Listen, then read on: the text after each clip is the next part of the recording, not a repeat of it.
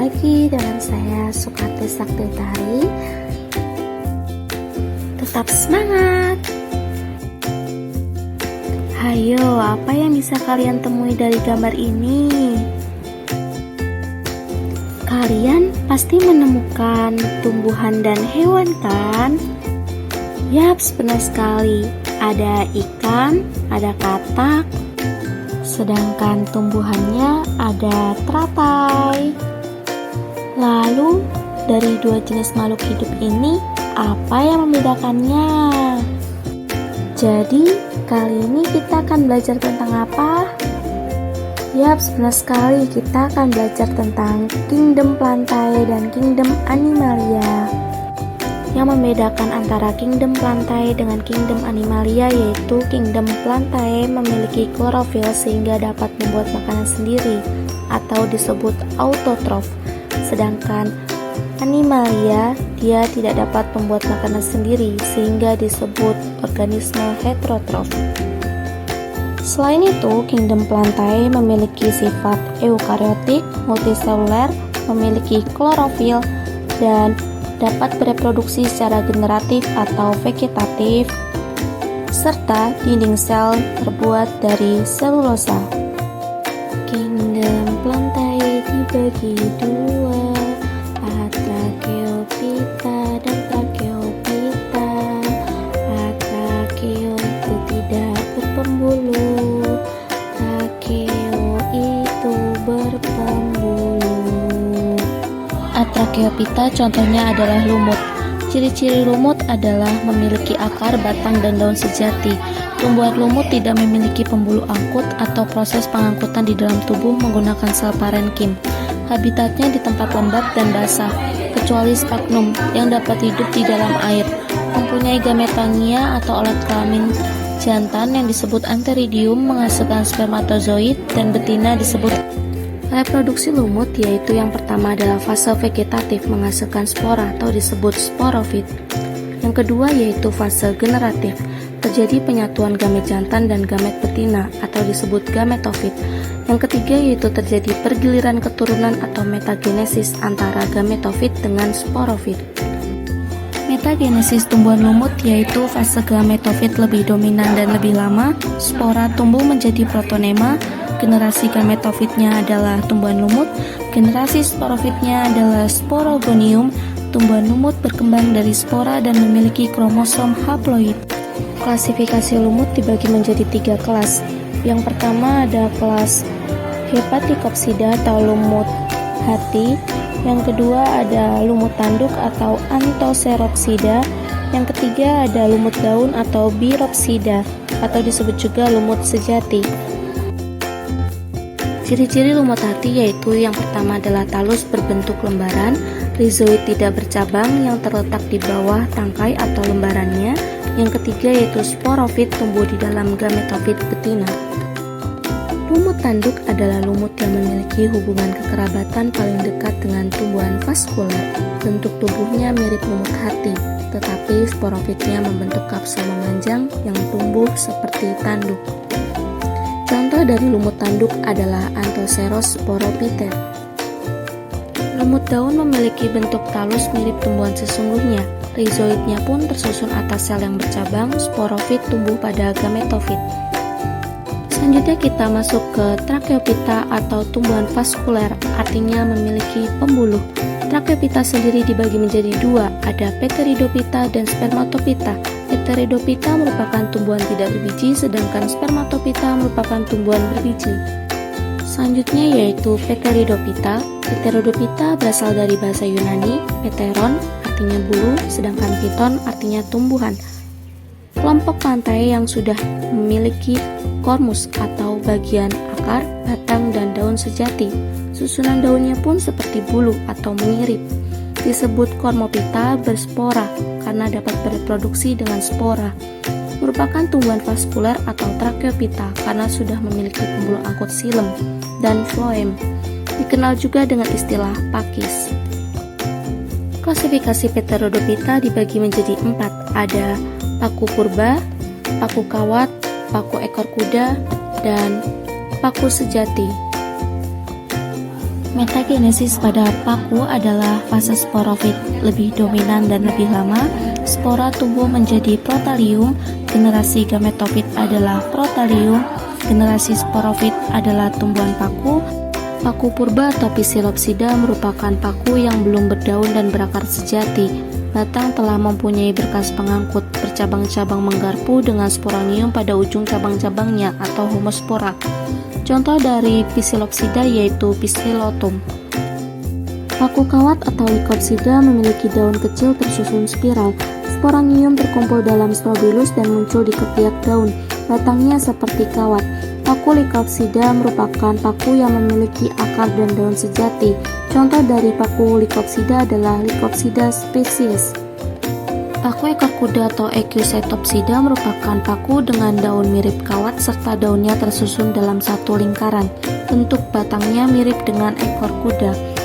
Tubuh Equisetum kebanyakan berukuran kurang dari 1 meter. Paku ini merupakan paku yang memiliki akar batang dan daun sejati. Batangnya berongga dan beruas-ruas. Equisetum merupakan tumbuhan paku peralihan antara homospora dan heterospora. Artinya, spora yang dihasilkan memiliki bentuk dan ukuran yang sama, tetapi spora tersebut ada yang berkelamin jantan dan berkelamin betina. Contoh dari Equisetum adalah Equisetum debil. Paku sejati atau Pteropsida merupakan paku yang memiliki akar batang dan daun sejati. Hidupnya di tanah, air atau epifit.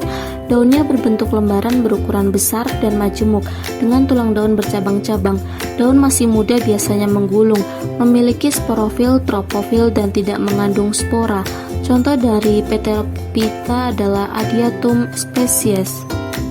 Selanjutnya kita memasuki Spermatophyta atau tumbuhan berbiji. Spermatophyta dibagi menjadi dua, ada Gymnospermae dan Angiospermae.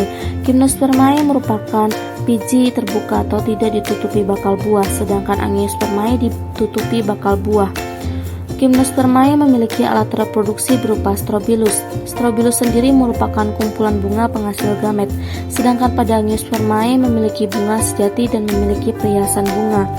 Pembuahan pada Gymnospermae yaitu tunggal, sedangkan pada Angiospermae pembuahannya adalah ganda. Penyerbukan Gymnospermae dibantu oleh angin.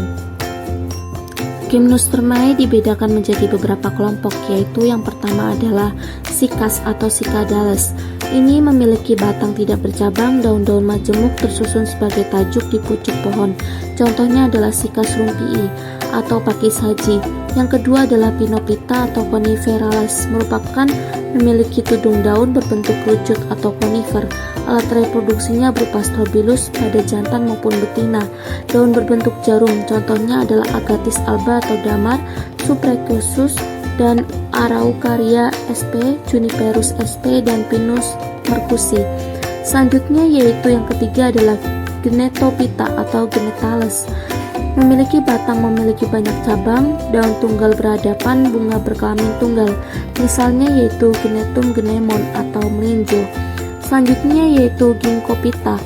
Memiliki pohon dengan tunas pendek, daun berbentuk pasak atau kipas, dan bertangkai daun, merupakan tumbuhan asli di negara Tiongkok.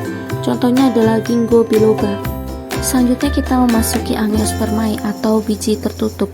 Angiospermae dibagi menjadi dua, yaitu monokotil dan dikotil. Monokotil itu biji berkeping satu atau memiliki satu kotiledon. Dikotil memiliki dua kotiledon atau biji berkeping dua. Tulang daun pada monokotil yaitu tulang daun sejajar dan melengkung, sedangkan pada dikotil memiliki tulang daun menyirip dan menjari. Batang pada monokotil memiliki berkas pengangkut tersebar, sedangkan berkas pengangkut pada dikotil memiliki tersusun dalam suatu lingkaran. Bunga monokotil memiliki perhiasan yang sedikit, hanya terdiri dari 3 atau kelipatannya, biasanya bunganya kurang menarik. Sedangkan pada dikotil memiliki bunga perhiasan terdiri dari 2, 4, dan 5 atau kelipatannya, biasanya bunganya menarik dan cantik-cantik. Monokotil memiliki akar serabut, sedangkan dikotil memiliki akar tunggang. Halo adik-adik, selanjutnya kita akan memasuki tentang Kingdom Animalia. Kingdom Animalia bersifat eukariotik, multiselular, tidak memiliki dinding sel, tidak memiliki klorofil sehingga bersifat heterotrof atau memperoleh makanan dari organisme lain, dan mampu berpindah tempat atau menggerakkan satu bagian tubuh yang berhubungan dengan bagian tubuh lainnya. Pertama yaitu filum porifera. Porifera berasal dari kata porus, artinya lubang kecil, dan var artinya membawa atau mengandung. Sekujur porifera terdapat pori-pori. Klasifikasi porifera yang pertama adalah kelas Calcarea. Memiliki rangka tubuh tersusun dari zat kalsium karbonat, memiliki ukuran tubuh kecil dan hidup di laut dangkal. Contohnya adalah Sikon gelatinosum. Yang kedua adalah kelas Hexactinellida, atau rangka tubuhnya tersusun dari zat silikat dan memiliki spikula berduri 6. Contohnya adalah Euplectella. Yang ketiga adalah kelas Dermospongiae. Rangka tubuhnya tersusun dari serabut spongin atau zat tanduk. Contohnya adalah Euspongia officinalis. Peranan porifera dalam kehidupan yaitu sebagai dapat dimanfaatkan untuk alat pembersih atau penggosok alami, ataupun sebagai pengisi jok atau tempat duduk kendaraan bermotor. Selanjutnya kita memasuki filum Coelenterata, atau disebut juga hewan berongga atau hewan karang. Ciri-ciri Coelenterata yang pertama adalah tubuh anggota filum Coelenterata bersifat simetri radial atau bertipe simetri radial. Bentuk tubuhnya ada dua macam, yaitu polip dan medusa. Filum Coelenterata dibagi menjadi 3 kelas. Yang pertama adalah kelas Hydrozoa, contohnya adalah Hydra yang tubuhnya hanya polip saja. Selanjutnya ada kelas Scyphozoa, ini adalah dikenal dengan nama ubur-ubur. Pada kelas ini Medusa memiliki kinidoblast pada lapisan gastrodermis dan epidermisnya. Yang ketiga adalah kelas Anthozoa. Anthozoa hanya memiliki satu bentuk tubuh, yaitu polip, dan tidak mengalami metagenesis. Tubuhnya menyerupai bunga dan umumnya memiliki rangka dari zat kapur. Peranan Coelenterata adalah yang pertama adalah melindungi pantai terhadap hempasan ombak sehingga mengurangi abrasi pantai. Yang kedua sebagai tempat perkembangbiakan dan pelindungan ikan. Selanjutnya yaitu filum Echinodermata. Ini memiliki arti echinos artinya duri dan derma artinya kulit. Contoh dari Echinodermata yaitu bintang laut. Klasifikasi Echinodermata yang pertama adalah kelas Asteroidea, artinya bintang laut. Yang kedua adalah kelas Echinodea, artinya landak laut. Yang ketiga kelas Ophiuroidea, artinya bintang ular. Yang keempat kelas Crinoidea atau bakung laut atau lili laut. Yang kelima adalah kelas Holothuriodea atau teripang atau ketimun laut. Peranan Echinodermata yaitu sebagai kerupuk yang terbuat dari teripang. Selanjutnya kita masuki filum Platelmintes. Plati artinya pipi dan helminth artinya cacing. Platelmintes merupakan hewan tripoblasik acelomata, artinya tersusun dari 3 lapisan tubuh dan tidak memiliki rongga tubuh. Tubuhnya terdiri dari ektoderm, mesoderm, dan endoderm. Yang pertama adalah kelas Turbellaria. Turbellaria memiliki silia atau rambut getar pada epidermisnya, sehingga biasa disebut cacing bulu getar. Contohnya adalah Planaria. Selanjutnya ada kelas Trematoda, merupakan parasit baik pada manusia maupun hewan ternak. Contohnya yaitu Fasciola hepatica. Selanjutnya kita masuki filum Platelmintes. Plati artinya pipi dan helminth artinya cacing. Platelmintes merupakan hewan tripoblasik acelomata, artinya tersusun dari 3 lapisan tubuh dan tidak memiliki rongga tubuh. Tubuhnya terdiri dari ektoderm, mesoderm, dan endoderm. Yang pertama adalah kelas Turbellaria. Turbellaria memiliki silia atau rambut getar pada epidermisnya, sehingga biasa disebut cacing bulu getar. Contohnya adalah Planaria. Selanjutnya ada kelas Trematoda, merupakan parasit baik pada manusia maupun hewan ternak. Contohnya yaitu Fasciola hepatica atau cacing hati. Selanjutnya ada kelas Cestoda, merupakan tidak memiliki silia dan sistem pencernaan tetapi telah memiliki scolex atau kepala yang dilengkapi dengan alat isap dan rostellum atau kait. Contohnya yaitu Taenia solium atau cacing pita babi dan Taenia saginata atau cacing pita sapi. Pada umumnya mereka menyebabkan penyakit yang dapat merusak organ dalam di tubuh organisme yang ditumpangi, baik hewan, tumbuhan maupun manusia. Selanjutnya yaitu filum Nematelmintes atau nematoda, biasa disebut cacing gilik karena berbentuk silinder memanjang. Nematos artinya benang dan helmintes artinya cacing. Termasuk hewan tripoblastik Pseudocelomata, artinya tubuhnya tersusun 3 lapisan dan berongga tubuh semu. Contoh klasifikasi Nematelmintes yang pertama adalah cacing perut, cacing kremi, cacing tambang, dan cacing otot. Kemudian ada filaria. Peranannya yaitu dapat menyebabkan parasit dan menyebabkan berbagai penyakit pada manusia. Selanjutnya yaitu filum Annelida, di mana berasal dari kata annulus artinya cincin dan oidos artinya bentuk. Berarti Annelida adalah cacing bersegmen atau beruas. Ciri-ciri Annelida yaitu dilengkapi dengan seta, merupakan bulu-bulu kaku yang berfungsi sebagai alat gerak, alat ekskresi, dan alat reproduksi. Yang pertama yaitu ada kelas Polychaeta, artinya poli banyak, dan chaeta artinya bulu-bulu kaku. Pada kaki ini memiliki parapodia atau setanya tersusun pada parapodia atau kaki samping di setiap segmen tubuhnya. Contohnya adalah kelabang laut. Kelas yang kedua adalah kelas Oligochaeta, yaitu memiliki sedikit rambut seta. Contohnya adalah Lumbricus terrestris atau cacing tanah. Selanjutnya ada kelas Hirudinea, artinya memiliki hewan penghisap darah. Contohnya adalah lintah. Pada hewan ini tergolong hermaphroditic. Lintah nama lainnya yaitu Hirudo medicinalis. Peranan Annelida yaitu memiliki kandungan protein lebih tinggi daripada daging sapi sehingga sangat baik untuk bahan pakan ternak. Ini adalah manfaat dari cacing tanah. Selanjutnya memasuki filum Mollusca yang berasal dari kata mollis artinya lunak.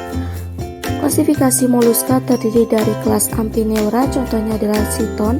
Yang kedua adalah kelas Scapopoda, contohnya adalah Dentalium ental.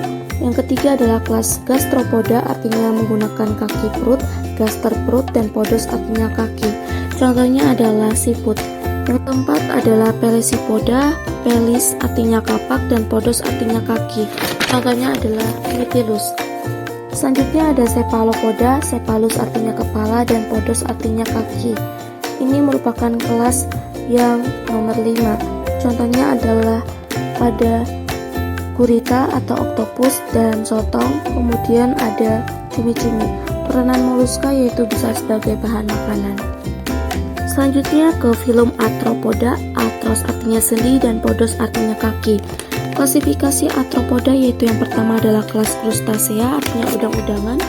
Yang kedua adalah ada pada kelas Myriapoda, artinya hanya terdiri atas kepala dan badan saja.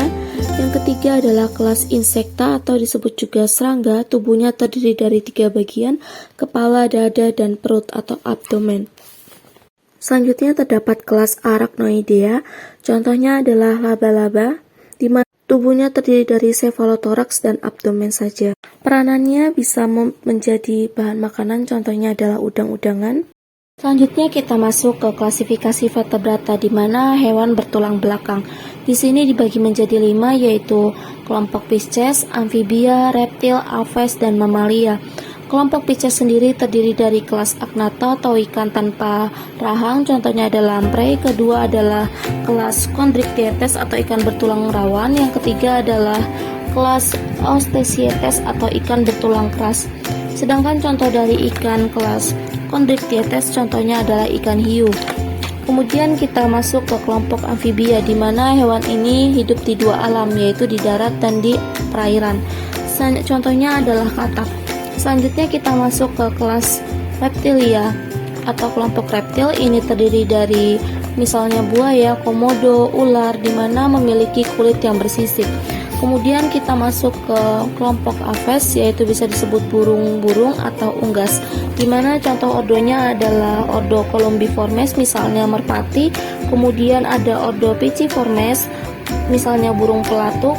Contohnya ada ordo Apodiformes atau kolibri, contohnya kolibri. Selanjutnya ada ordo Gilliformes, contohnya adalah burung merak. Selanjutnya kita masuk ke kelompok mamalia, di mana memiliki khas yaitu kelenjar mamai atau menyusui. Biasanya fertilisasinya yaitu dengan cara melahirkan. Kemudian tapi ada yang cara bertelur yaitu platypus. Berdasarkan suhu tubuhnya, itu ada suhu tubuh poikilotrem, yaitu memiliki suhu dingin. Itu adalah contohnya Pisces, amfibia, dan reptilia. Sedangkan aves dan mamalia termasuk suhu tubuh homoeotrem atau hewan bersuhu panas. Selanjutnya berdasarkan fertilisasinya, yaitu Pisces itu eksternal dan ada yang internal, Kemudian amfibi juga sama, eksternal dan internal. Reptilia fertilisasi internal, aves fertilisasi internal, dan mamalia fertilisasi internal. Itulah perbedaan antara kingdom lantai dan animalia. Semoga bermanfaat, kurang lebihnya mohon maaf. Wassalamualaikum warahmatullahi wabarakatuh, dan see you next time. Terima kasih, good day.